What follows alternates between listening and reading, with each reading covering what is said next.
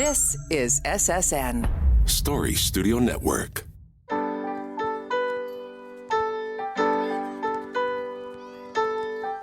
Hi, my name is Pamela Fuselli, and I'm the host of Popping the Bubble Wrap.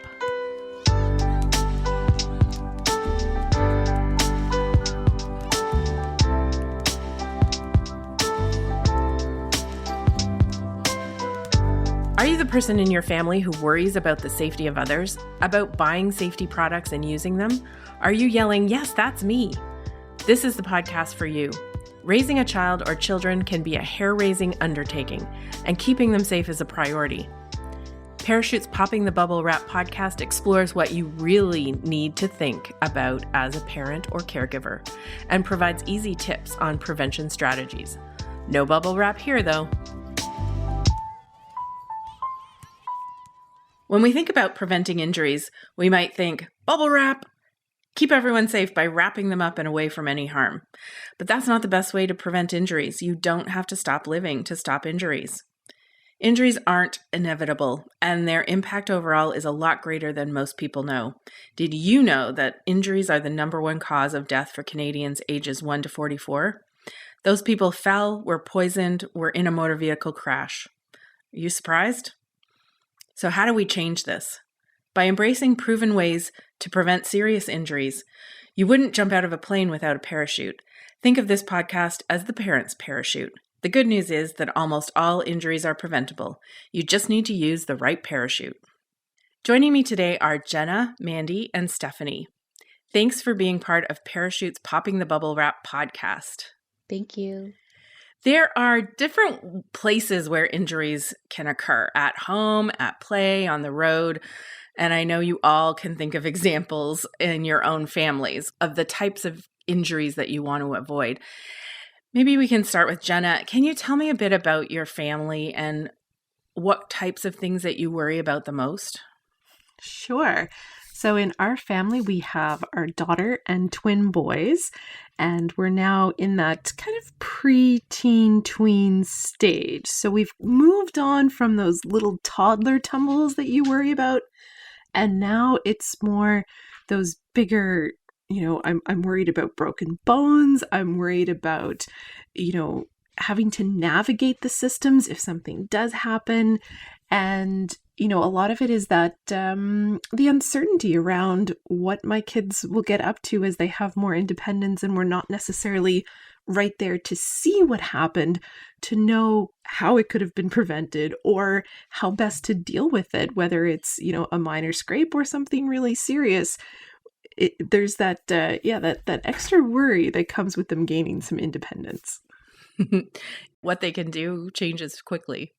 Yes, and what they think they can do. Right. Mandy, can you introduce us to your family and some of the things that are on your mind about, preventing injuries? Absolutely. So I am mom to two. I have a daughter who is 5 and my son is 3. So a little bit younger than Jenna. And I'm in the stage right now where my concern is their awareness of what's going on around them as well too. So, playing on their bike and noticing whether a car is coming or, jumping off of something. My daughter is very confident with her physical ability. She always has been since a very young age. So I quickly learned that bubble wrapping her wasn't going to happen. I needed to figure out how to, let her explore, let her learn, let her be adventurous and have fun, but how to keep her safe and what I needed to worry about and didn't. I see moms that come around her all the time gasp when she does something, and I don't, because I've gotten comfortable with it. But right now it's helping them understand what's going on around them, making sure that they recognize what they're able to do and their surroundings, and keeping them safe in that way. So, encouraging them to wear their helmets when they're supposed to, but not worrying when they, fall off their bikes and don't hurt themselves as well too. So, scaling back that reaction to jump or to get scared when when they fall or they hurt themselves, and trying to prepare them and myself as well too for, what I really need to worry about with them. And right now it's really, trying to combat what they think they're able to do and what they are able to do, and being aware of the surroundings around them. Stephanie, I'm sure some of this sounds familiar to you as well. Yeah, very much. what are the types of things that bring you, pause for thought in terms of their safety? Well, like Mandy, I have a 3-year-old boy and a 6-year-old girl and a 3-month-old. Now, the 3-month-old, he's not getting into too much lately, but the 6-year-old has really started to climb trees a lot lately, and she wants to go higher and higher, and she is extremely confident, but my heart, I do the internal gasp, I call it, where I'm not letting her I'm not showing her that I'm nervous because I don't want to put that on her, right? I want to let her experience these things herself. And then her 3-year-old brother wants to do everything she's doing. So I have to kind of, I'm within arm's reach of him just because his footing isn't quite as sure as the 6-year-old. But I'm still letting him do these things because I want him to build the confidence that he sees his sister have. Yeah, you've touched on a couple of things that make the assessment of the potential for injury important is around that child development piece about the changing ages and how especially when they're really young, they cannot do something one day like crawling or walking and then the next day they can. So their ability changes, and I'm sure you turn around and think, oh my goodness, how did you learn how to do that already? Mm-hmm. So what are some of the strategies, and I'll just open it up to all of you, that you've taken? You talked a little bit, Stephanie, about, for one of your children, keeping within arm's reach, others letting them go a little bit farther. How do you decide how you will approach each of the kids? Because I'm sure they're different in terms of their, personalities and their abilities and things like that. I think you just watch their confidence levels. I mean, if you see fear in their face, then you can be that encouraging person who's there telling them, hey, you're doing a great job, or do you feel a little bit nervous right now? Maybe we come down one more bridge, or maybe we aren't going to go on the great big slide today, but we'll go on the middle ground slides, or there's your own child after watching them so much that their confidence level. For me, that's at least how it is. Absolutely. I think I learned very quickly with Amelia, my daughter, that I had to trust her judgment a little bit. And when things go wrong, one of my biggest tools is talking about it afterwards. So an example I can use is she decided once she was going to hop up the stairs like a bunny and rolled about halfway down there. And so I was right behind. She was totally fine. But talking afterwards about, what could we have done differently? Maybe the stairs are not the right spot to hop up there.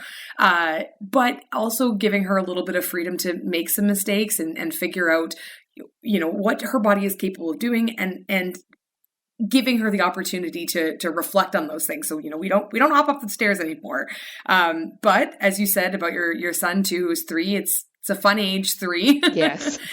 He's right behind her. He wants to do it, whether she's falling down the stairs or not. He's like, yep, let's go. And his abilities are different. And I've had to learn quickly that what works for one doesn't work for the other.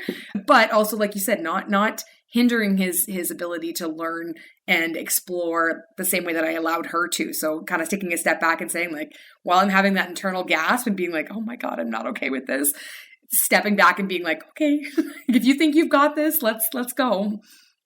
Yeah, it's good to find those kind of moments too, where you can find that transition piece, right? Of saying, like, you know what, before we try the big slide, did you see this one over here? This one looks awesome. And it just happens to be a little bit smaller. We don't have to say that last part. We just know, like, oh, let's try ourselves here, see how we do. And then we convince both of us that, sure, yeah, we could try the big one this time. Or maybe that's something that, I used to do that a lot at the playgrounds with the kids when they were younger, was kind of judge what other kids were there. And it was much easier to let my little kids kind of explore their freedom if we managed to visit a playground when it wasn't busy and full of bigger kids, because then you knew that they had the space and the room. And if they got scared, it was going to be easier to go and help them if you needed to, rather than, the few times that we were in busier playgrounds and they'd kind of take off and you could see just how tiny they were next to the bigger kids. And you don't know those other kids. You don't know if they're going to be the kind that's going to help, or they're the kind that are just going to elbow yours out of the way. And so, yeah, finding those little kind of like transition steps I found was really useful. And I'm still trying to do that now as they're getting older. And it's like, okay, well, sure, you can go this far on your bike without me right there. Or you can do this much, or, finding those stepping stones. And now that the kids are older, having those conversations like you're having, Mandy, too, of saying, okay, great. So we're going to try this. Here's my expectation of what you're going to do. And if you meet this, then we can move on to the next step of you're able to do this next thing that might, scare us all a little bit. That's like running ahead. My daughter, when she was in the, my son was still in the stroller and she wanted to go ahead as well too.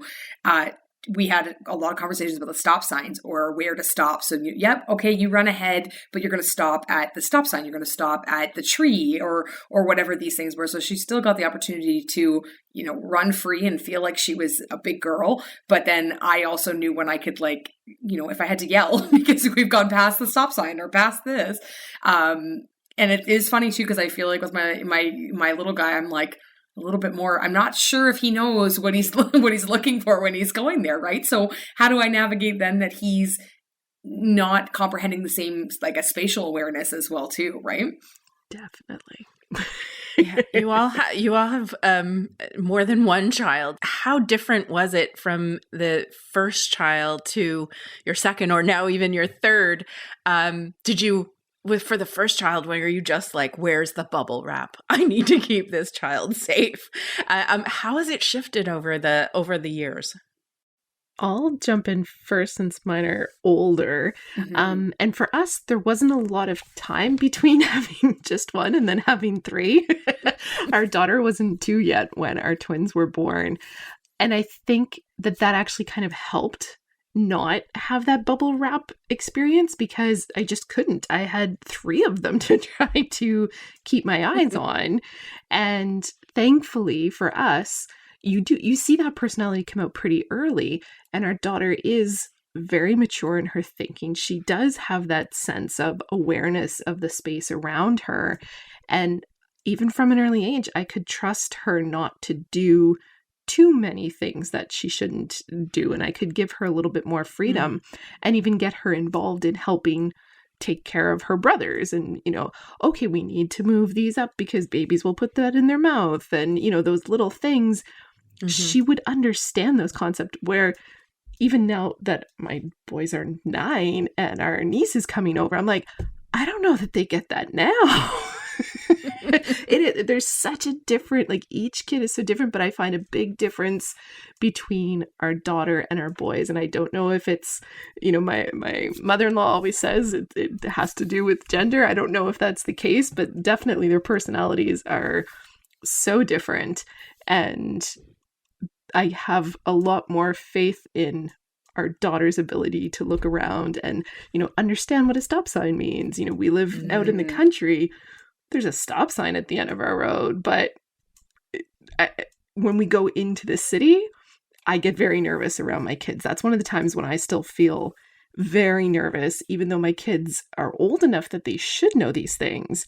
They don't see crosswalks enough to know exactly how you're supposed to use them.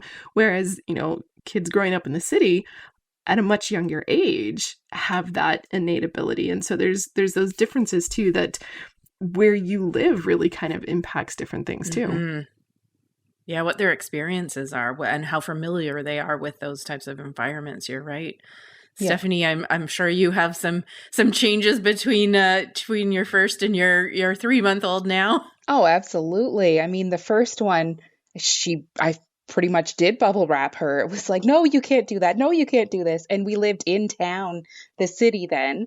So, it was even more like, now I live on an acreage, and I let the 3-year-old and 6-year-old go outside and play together, because I know the 6-year-old is mature enough to say, don't do that, because I have to nurse a baby on the couch, right? I have to take care of this little fella who can't do anything for himself yet.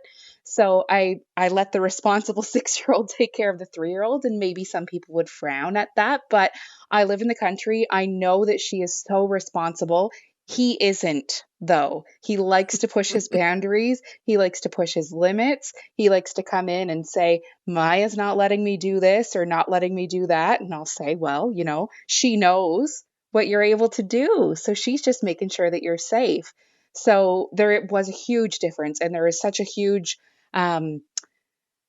learning curve for me with the first. And then the second, it was just kind of like, well, I'm just going to let him do it because I don't have time to really, grab on to everybody all at once. And now with 3, even less so. So I do let my 6-year-old take care of the 3-year-old outside sometimes. But, that's part of the childhood experience for them. And I really hope that it helps him. It has helped him. It's given him so much more confidence too. So it's really neat to watch them grow and progress and learn their own safety. They come in with bumps and bruises all over them. And like I was saying, she's now doing the climbing of the trees. So she comes in all proud because she's all scratched up and covered in bruises. And she's like, look, this is a new bruise today. I'm like, perfect. That is the look we're going for right now. Yeah, you've hit on something really important, and that parachute, promotes is we're not trying to stop the bumps and bruises. We're not we're not, those are part of learning and growing and developing. It's the serious injuries, the ones that are fatal or serious, that we know can be prevented and don't really contribute to that development necessarily, right? Yeah. Mandy, this, you're shaking your head. It sounds very familiar. It does. And again, like Jenna said, I don't know if it's gender. I don't know if it's age. I'm not sure. My gap was a little bit bigger. I had a little over 2 years between the two of them. But Amelia, from a very young age, was very confident in her body, very strong as well, too. We joke she's enjoyed core strength since she was a baby. She actually gave herself a belly button hernia as a baby because she was always trying to crunch up.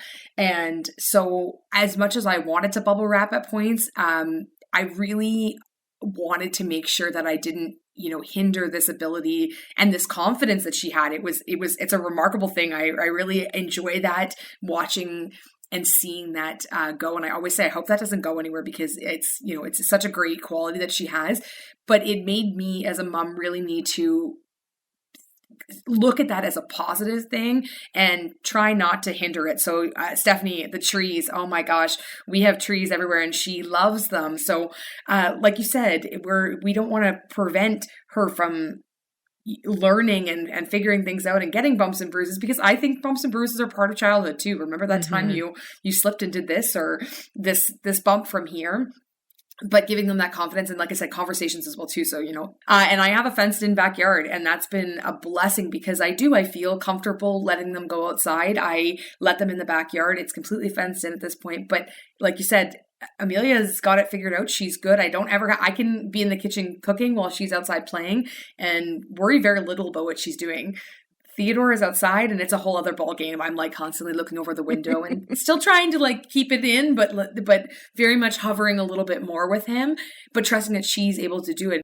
Well, I think, this is really important for other parents to hear your experiences, because I think they will share some of them. And if they don't, I think you've given them some really good advice and good, examples of how you may start it off in one way, and as you learn about your child and what environment they're living in and playing in, that, you can make adjustments, and how important it is to know your child, but also the environment that they're in and their experience with it. And I think you've demonstrated so well that the concept that we want to get across, that, you don't have to bubble wrap your kids. In fact, injury prevention and bubble wrapping do not go together. There are ways, to allow kids to really embrace life and all of the things that they love to do, but while keeping them safe. So thanks so much for joining us today. I really appreciate your thoughts and your stories, and thanks for sharing them with everyone.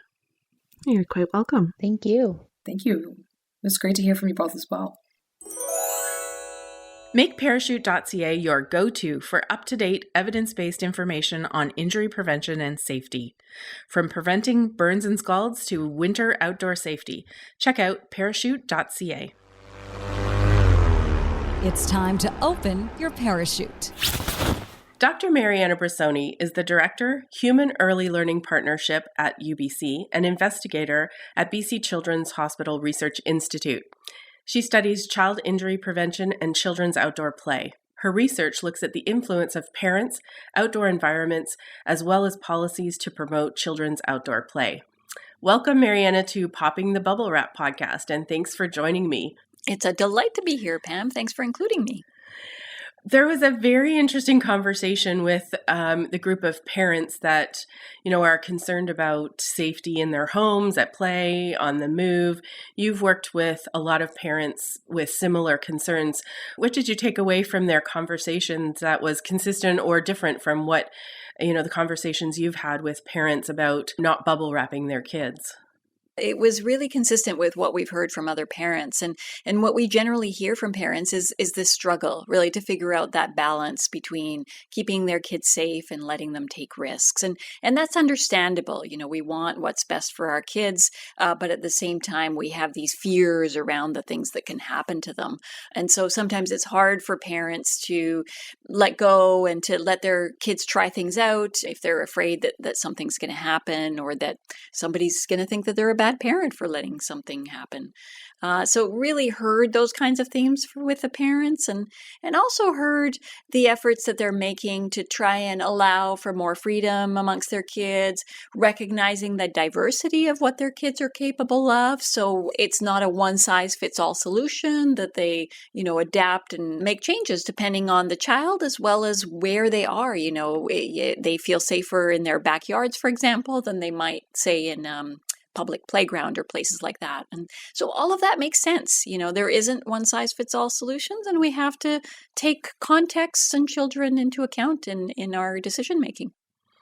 I love the parents that one of them talked about, their internal gasp of like, oh, my heart, of, when they saw their kids taking a bit of risk, doing things that maybe weren't in their comfort level, but they were confident in their kids' ability to assess what they wanted to do. So I was pretty impressed with their approach, as you said, to, really knowing their kids and what they're able to do and, letting them have a little freedom. Well, and being willing to keep that gasp inside, right, and not let it out, because it can be so hard for kids to hear that, or be careful, and how undermining that can be to kids who think that they're just kind of tootling along, trying things out, and then hear from a parent, be careful, and feel like, oh, did I miss something? Don't they trust me to keep myself safe, and that sort of thing. So kudos to the parents for recognizing the importance of keeping those thoughts in rather than expressing them. One of the things that we struggle with is that, injuries are the leading cause of death for Canadians aged 1 to 44. So those all kids fall into that. And we know the solutions to help keep kids safe, whether they're riding in a car or playing outside or living in their home space.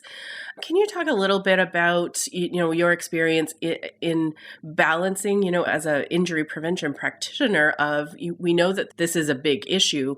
How do we balance that, addressing that? And we also often get, when we're talking about injury prevention, there's also this assumption that what we want to do is have kids not do things, to bubble wrap them. But that, in fact, is not the case, right?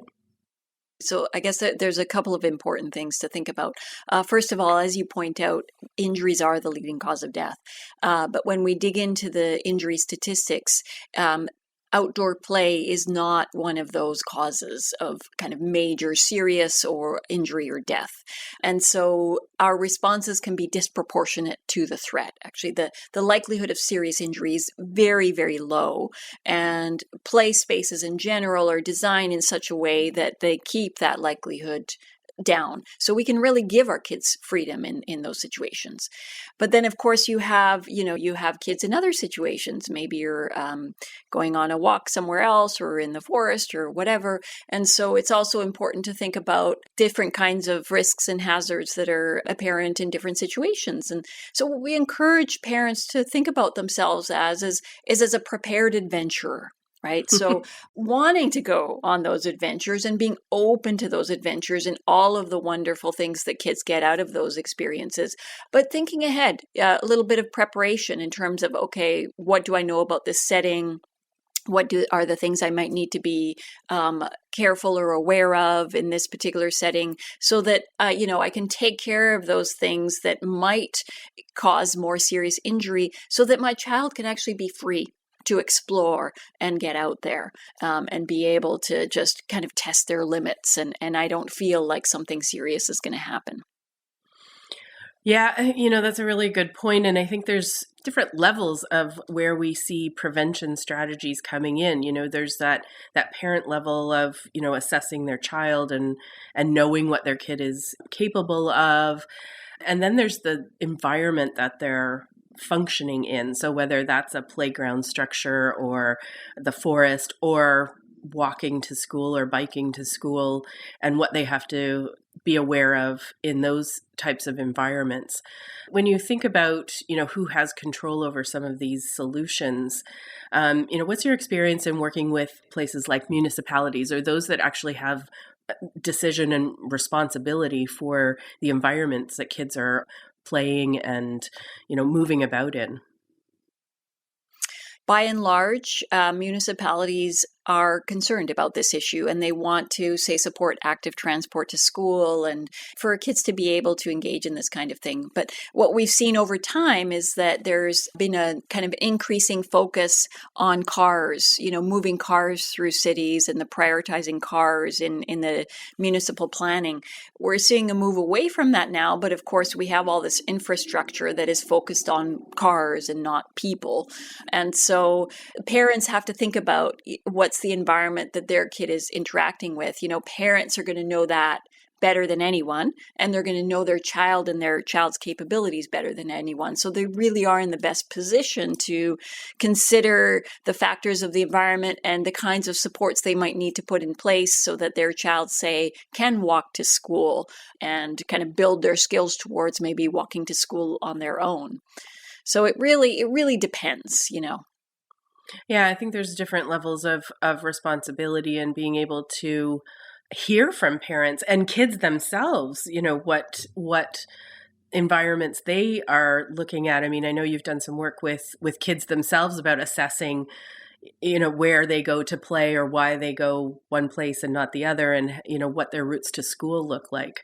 That input is really important to understand how children are interacting with their environment and that they're a stakeholder in this environment that they're living in. Absolutely. We want to keep kids and their perspectives at the center of how we design our cities. When we design cities with kids at the center, the cities are actually better for all of us. All of us like living in it more. All of us are able to appreciate our environments more. And it's actually also more sustainable, from a climate perspective. And so we really do want to center children's perspectives. And we also want to recognize that they are very capable and competent. We have this kind of tendency towards assuming that we need to step in and kind of do things for them and kind of control and decide for them. And really, we need to kind of step back from that, realize that children are capable of speaking for themselves, even very young children, and we just need to provide the supports to make sure that their voices are heard. Do you remember some of the examples that the kids came up with what they'd like to see on their routes to school or to the playground? Yeah, they talked about a few different things. So first of all, they really wanted to feel safe with the people around them, right? So the idea of eyes on the streets, lots of people on the streets and that comfort with people on the streets. They wanted to see robust pedestrian infrastructure, right? So not only sidewalks, which are of course important, but calm streets so you don't have kind of traffic moving at high speed. And then they also wanted interesting things to interact with or to go to, right? So little shops that were interesting to them, or even ways of getting around that supported play, right? So not just kind of walking or biking, but maybe, jumping or sliding or, really letting their imagination shape the play. And they wanted places that they could hang out with their friends, that they could play with their friends, that they could kind of feel like it was their own and reclaim as their own and put their stamp on it, so that they had ownership and agency in that space. Yeah, their contributions are really important because it's not necessarily the way that an adult, once we get older and some of that play comes out of our own lives, that we may not see the environment the same way that kids do. So I think, because they are a big part of the people who are using the spaces, and we don't often think about having or how to get their input, I think that's really important. So thanks so much for joining me today. I mean, I think the conversation with our parent group was really inspiring in terms of how they're approaching their children and making sure, really being aware of that balance that needs to take place. And I hope that that conversation and our conversation today, Mariana, has given other parents some permission to, keep the gasp inside and let their kids really enjoy and take part in the world that's around them. So thanks so much for joining me. Oh, thanks so much, Pam.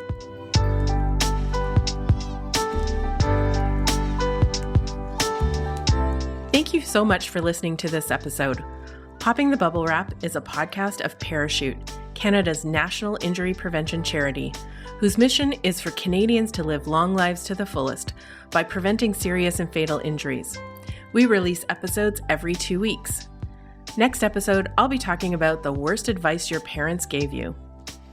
Help us reach parents and caregivers by sharing this link with your friends and family and giving us a 5-star review wherever you listen to your podcasts. For more information, visit us at parachute.ca. Have a question? Write to us at poppingthebubblewrap@parachute.ca. You can also leave a message at 647-776-5123. That's 647-776-5123.